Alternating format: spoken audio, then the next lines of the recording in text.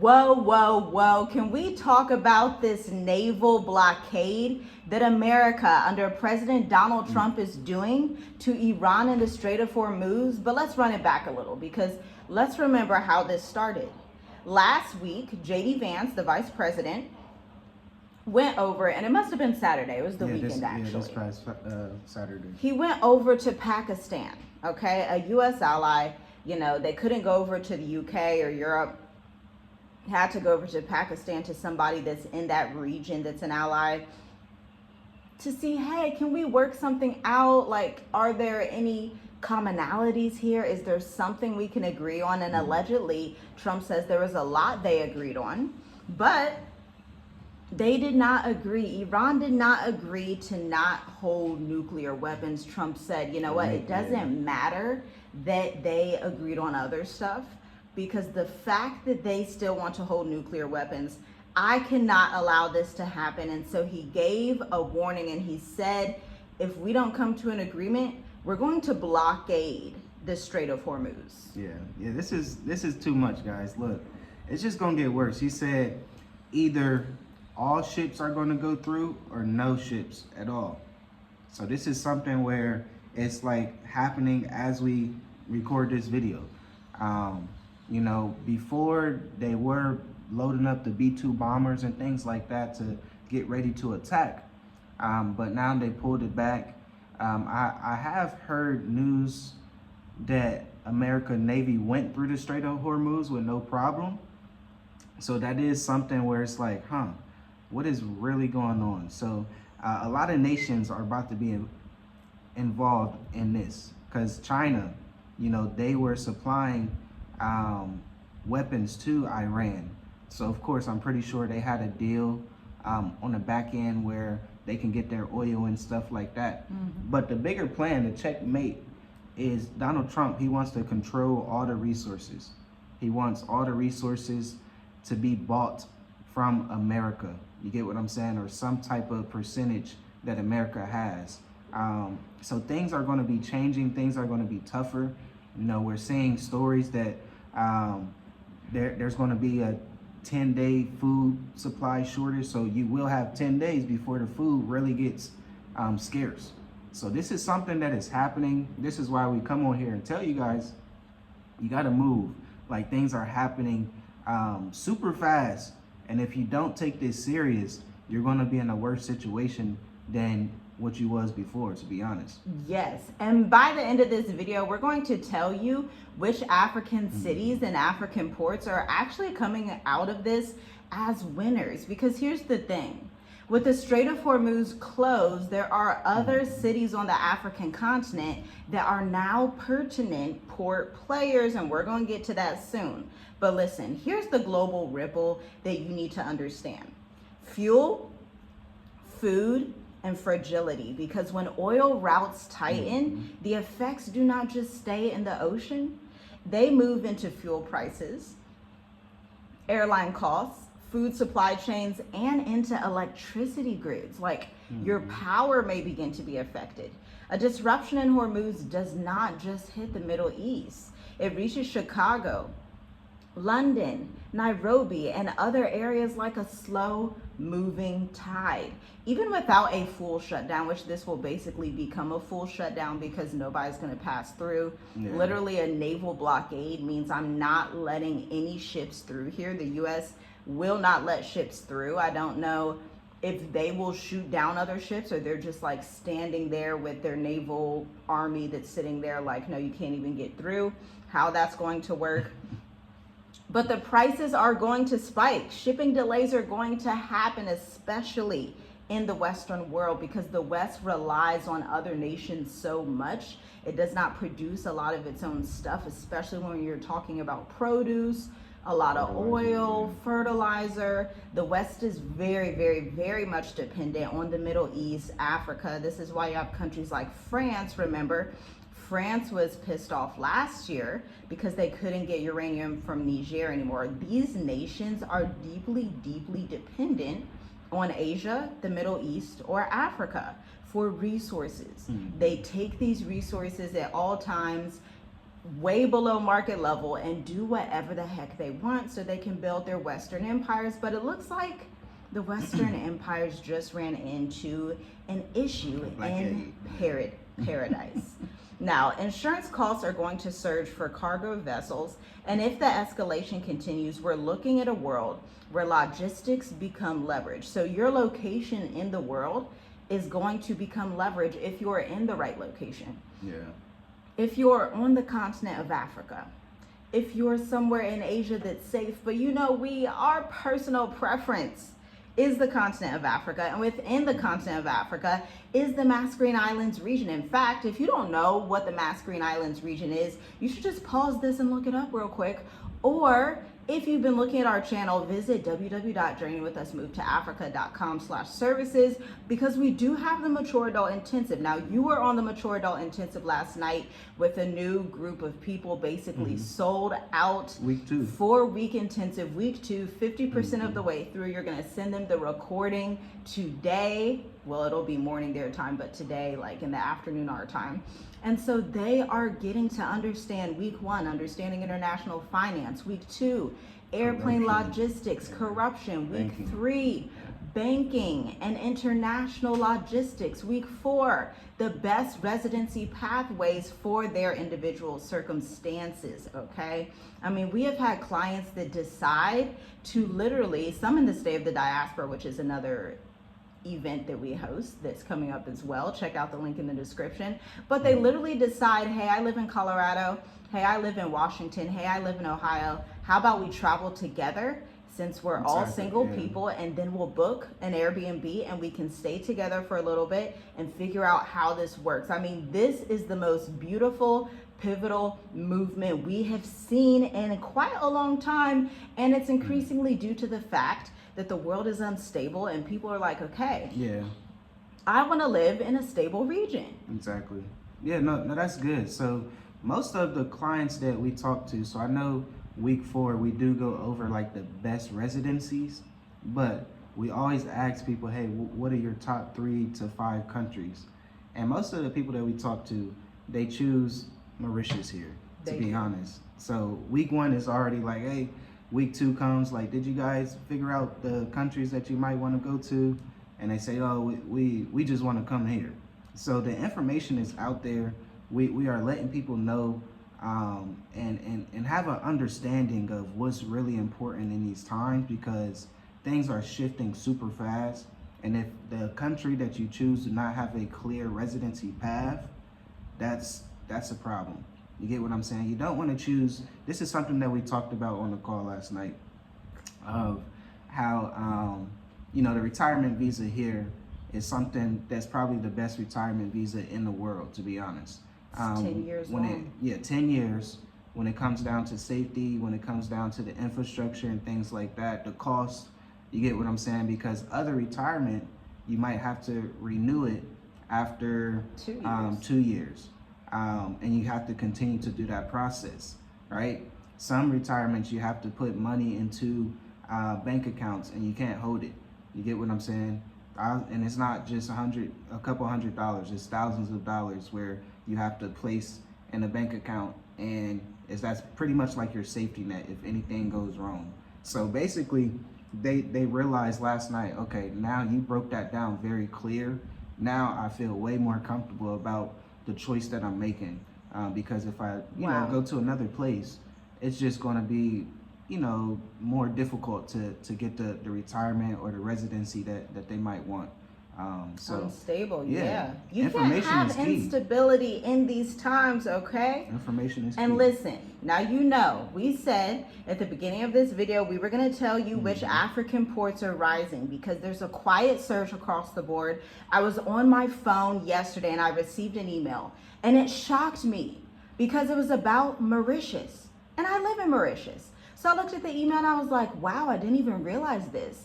They cited a 46% increase in port traffic in Port Louis, meaning Port Louis is the capital of Mauritius. It's also the main seaport in Mauritius. We are in the Indian Ocean, literally an island drop right off the coast of Madagascar. And so because of the Iran war, traffic is now coming to Mauritius. This is a strategic advantage for the African continent, not only Mauritius, but Mombasa, Kenya, Tima, Ghana, and Durban, South Africa, because Durban is on that Eastern Cape. I have family that spent a great deal of time on the Eastern Cape of South Africa.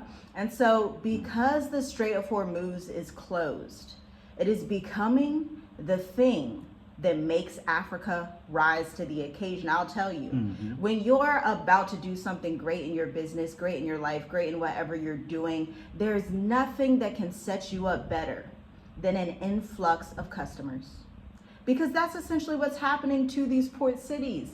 They just receive an influx and they're like, well, we have to show up. We have to become more capable. We have to do what we got to do. And they are making it happen. So this is from Business Insider South Africa. Trade has really surged down there in Port Louis. And this is not a small increase. This is a signal of the global world powers to come. Africa is going to come out of this as a major global world power. But let's be honest, Africa's always been the global major world power. That's why everybody comes here. The Chinese, the Koreans, the Europeans, everybody comes. Literally, you can find everybody on earth right on the continent of Africa. Russians, Swedish, every single person, Indian, every person that you can think of under the sun is right here on this continent for a reason. These wise nations are getting in position. And so my question to you is, are you going to be in position near one of these port cities? Yeah, exactly. That's exactly what I was about to say. Like, you know, of course, Africa's in the right position. Are you in the right position? Because you can come out of this chaos, of this uncertainty on top too. But you gotta have the right information. You gotta understand what's happening. You can take advantage of, because it's right here at your fingertips. You get what I'm saying? This is why we say, make sure you go to the right location, make sure you have the right information, make sure you have the right understanding, know how to move around on all levels. If that's financially, if that's, you know, safety wise, you have to know stability is now a currency. That's very, very important, because that US dollar is going to be more powerful outside of America. So if you can find somewhere that's stable and sustainable for you, that's the best thing to do right now, to be honest. This is something that you have to be ahead of. Yeah, absolutely. And let's zoom out here. Let's see what this means from a strategic front, because let's look at Mauritius, for example. Mauritius is politically stable, digitally advanced. And when we say digitally advanced, what we mean by this is you're not going in person to do immigration paperwork. You're not going in person to get business licenses and registration. All of this stuff is done through their online portal. So that's what they mean by digitally advanced. You don't have to hop around town, drive through this area, deal with corruption over there, deal with this over there. You just submit your documents, you submit everything needed, and the communications are adequate that they will email you and get back to you and things of that nature. It's business friendly, number one for doing business on the continent of Africa, which most people don't know. And of course, Mauritius is outside of major conflict zones, whereas Egypt is right in that zone. Even Sudan, South Sudan, right in those zones. Even Ethiopia is teetering because of the issues with Eritrea, although they have that wonderful golden visa out. Just wish it was during a different time. But Mauritius is located so far south into the Indian Ocean that you basically get forgotten about in a good way. But they don't leave Mauritius out for trade and doing business, as you can see with that 46% port traffic up. That means if there are Chinese shipments that need to come into Africa, Mauritius becomes the gateway of the African continent so that you can bring these things in, ship it in, and have these resources in Africa. Because we all know, or you should know by now if you're watching this channel, we're entrepreneurs, you should know that trade and diversified investments, diversified trade routes, that's what smart countries do, is the name of the game, so that Africa's not just sitting like, oh, we have no allies. Like, no, everybody's trading with each other on this side of the world.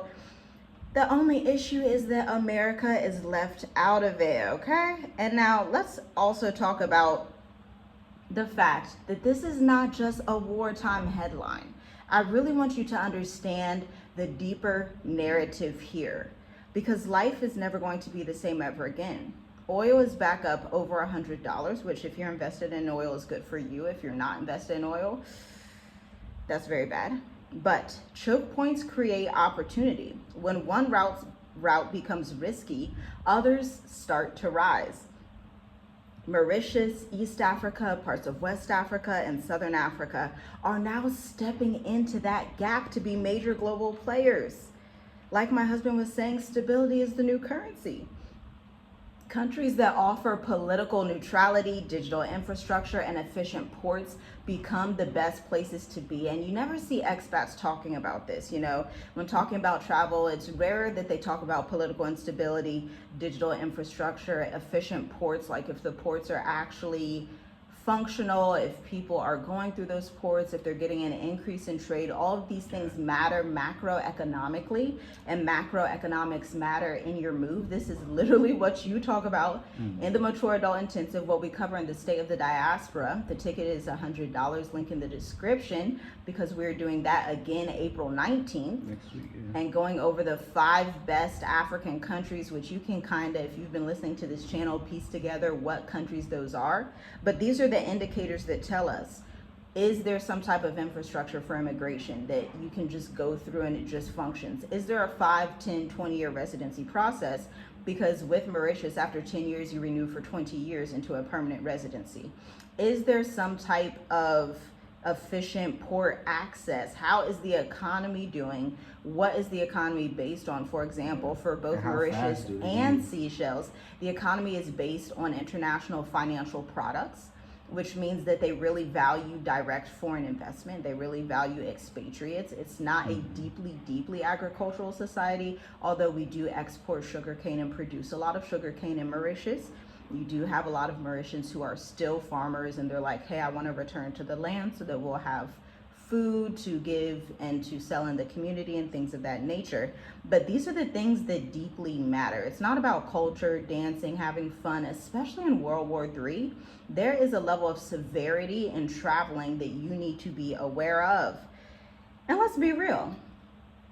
These island economies, they are gaining power. Mauritius and Seychelles are no longer just remote countries with beautiful resorts.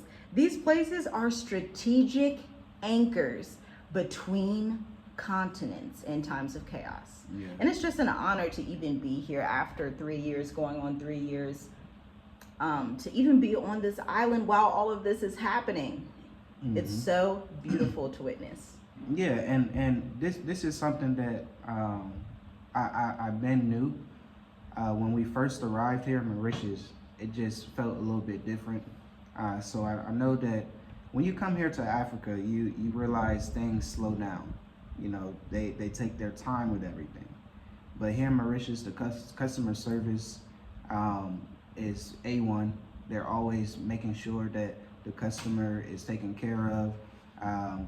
You get what I'm saying? So that's all the way from the smallest person to the biggest person here in Mauritius, to be honest. So they do care. That it's in the culture. Yeah, it's something that is very professional and straightforward here in Mauritius. So you might go to certain African countries and they know that you are a tourist, and they hike the price up. Here in Mauritius, it's not like that, to be honest. It's the same price. Because I remember the first time we came here, I was like, babe, everything has a price. It's not like, you know, you go somewhere and then you can negotiate. You know, I'm trying to negotiate because I'm so used to that, but, you know, everything has a set price. So Mauritius, it is a little bit different. This is something that I talked to a client, Sunday. And you know, the best answer that I can give her, because she traveled to West Africa, to Egypt, to Asia and things like that. So I know that she understands certain things. And I say the best thing that I can tell you is, if we knew about Mauritius first, we would have came here. And she said, no, that tells me a lot. That tells me everything that I need to know. Wow. So it's like that, y'all. It's really like that, and you really gotta make sure that you're making the right move, because your next move should be the best move that you need to do. It has to be, you know. And then a multitude of wise counselors' plans become successful, you know. Yes. So having wise counsel, wise advice, and it's hard to find that, especially when you're in a region like this where Mauritius, you know, to Americans, we don't know about Mauritius. The French people all know about Mauritius. United Kingdom people know about Mauritius, but as Americans, you have no idea. And so that's where it can become very, very helpful to have that wise counsel that can advise you and tell you what's available, tell you what you need to do before you leave America, because your travel plans do not start with landing in Africa. That's like nearly the end of the journey. Your travel plans really start and is going to make a difference the next 5-10 years that you're abroad, what you do right now while you're in the States. So if you miss something, if you forget something, you don't have a power of attorney, you don't know what a power of attorney is, you don't know how to get your business off the ground, you don't know which accounts you're going to use for your retirement, you don't know how to do visas, residencies, you don't know what's available, you're not doing any market research. That's also why you need to look at various countries. Even if you're not wanting to go to Europe, it's good to look at the residency processes in Europe, in Asia, so that you have something like a Venn diagram to say, okay, well, in these African countries, it's very similar to these countries in Europe and Asia, so it's meeting some type of standard. This is market research. This is the research that you should be doing. Now, it's your choice if you want to do it, but this is the research that you should be doing so that you make the best decisions, because it may seem like a good decision until you're in that country and all hell breaks loose, or it's politically unstable, or it's like people are dying in the streets. You have these very exacerbated issues that happen on the continent of Africa that also happen in Asia with a lot of the earthquakes and a lot of the things that go on over there. And so you want to make the wisest decision possible for your family. But I think that's it for this video, y'all. Shalom, shalom. We'll see you in the next one. Like, share, comment, subscribe. Send this to 50 people. Zakaria, can you say 50? Dang, I just Not right now. 50 people, so that they understand what's happening. If you're an expat already and you are somewhere where you're like, hey, I don't really want to be here, that's totally okay. Just know that you can visit www.journeywithusmovetoafrica.com and see what your options are in other territories. Yes, guys. Shalom, shalom. Shalom.